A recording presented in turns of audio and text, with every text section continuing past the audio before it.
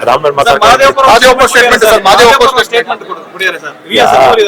ಹಿರಿಯ ಸಚಿವರು ಮಾದೇವಪ್ಪ ಅವರು ಆ ರೀತಿ ಎಕ್ಸಾಂಪಲ್ ಕೊಟ್ಟು ಮಾತಾಡೋದು ಸರಿ ಇಲ್ಲ.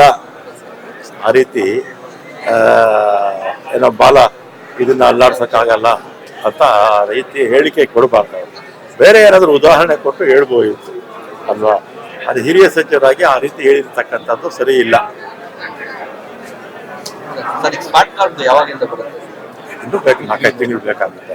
ಈಗ ಕ್ಯಾಬಿನೆಟ್ ಅನುಮೋದನೆ ಆಗಿದೆ, ಆಮೇಲೆ ಇದಾಗುತ್ತೆ, ಯಾವ್ದು ಟೆಂಡರ್ ಆಗುತ್ತೆ, ಮತ್ತೆ ಎಲ್ರಿಗೂ ಉಚಿತವಾಗಿ ಕೊಡ್ತಾ ಇದೀವಲ್ಲ, 3-3.5 ಕೋಟಿ ಸಣ್ಣ ಮಕ್ಕಳು ಬಿಟ್ರೆ ಉಳಿದಿರ್ತಕ್ಕಂಥವ್ರು ಎಲ್ಲರಿಗೂ ಕೂಡ ಕೊಡ್ತೀವಿ.